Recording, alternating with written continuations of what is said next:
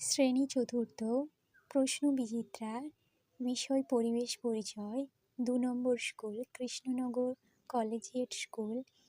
একের দাগের কয়ে রয়েছে বশিষ্ঠের স্ত্রীকে, বশিষ্ঠের স্ত্রীর নাম অরুন্ধতী। ক্ষয়ে রয়েছে উত্তর আকাশের উজ্জ্বল নক্ষত্রের নাম কি? উত্তর আকাশে উজ্জ্বল নক্ষত্রের নাম ধ্রুবতারা। গয়ে ভারতের প্রথম কৃত্রিম উপগ্রহের নাম কি? ভারতের প্রথম কৃত্রিম উপগ্রহের নাম ইনস্যাট। ঘয়ে দুটি দ্রাহ্য বস্তুর নাম লেখো। দুটি দ্রাহ্য বস্তুর নাম খড়, শুকনো পাতা, বিচালি। দাগে রয়েছে রক্ত আমাশয়ে কি ভেষজ উদ্ভিদ ব্যবহার হয়? রক্ত আমাশয়ে থানকুনি ভেষজ উদ্ভিদ ব্যবহার হয়। জয়ের দাগে রয়েছে সিল্কের শাড়ির জন্য কোন কোন জায়গা বিখ্যাত? সিল্কের শাড়ির জন্য বিষ্ণুপুর, বাঁকুড়া, মুর্শিদাবাদে বিখ্যাত। ছয়ে রয়েছে পিতল ঢালাই শিল্পীদের কি বলা হয়? পিতল ঢালাই শিল্পীদের মালাহার, ঢেম্পো বা স্যাঁকড়া বলা হয়।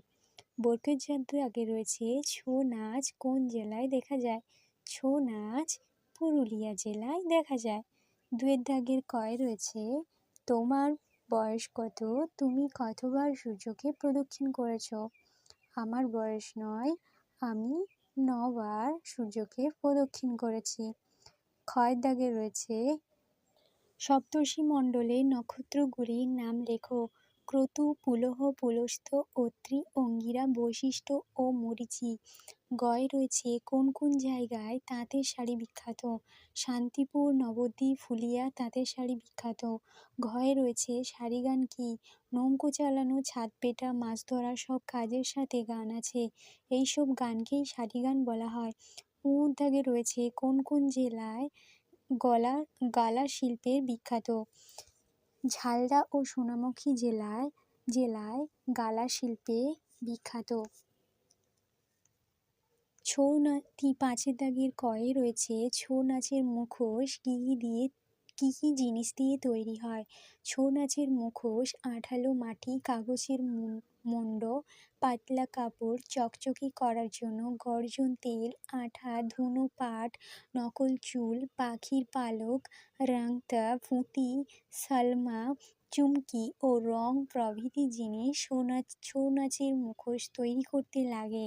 ক্ষয়ের দাগে রয়েছে টিকা লেখো। ডোকরা শিল্প। মানুষ মোম ছাঁচে গালানো পিতল ঢেলে নানা ধরনের মূর্তি তৈরি করেন। পিতলের এই সব জিনিসগুলোকেই বলা হয় ডোকরা। বাঁকুড়া ও বর্ধমান, ছত্তিশগড় ডোকরার কাজ হয়। পঞ্চপ্রদীপ, ময়ূর, গণেশ, পেঁচা প্রভৃতি জিনিস ডোকরায় দেখা যায়। ডোকরার কাজ করার এই পিতল ঢালাই শিল্পীদের কোথাও মালাহার, আবার কোথাও স্যাঁকড়া, আবার কোথাও ঢেপো বলা হয়। ঘয়ের দাগে রয়েছে সাপে কামড়ানো রোগীকে কিভাবে চিকিৎসা করা হয়? গয়ের দাগে রয়েছে সাপে কামড়ানো রোগীকে কিভাবে চিকিৎসা করা হয়? সাপে কামড়ানো রোগীকে ক্ষতস্থানে বিষদাঁত লেগে থাকলে তা হালকাভাবে তুলে জল দিয়ে ভালো করে ধুয়ে ফেলা দরকার।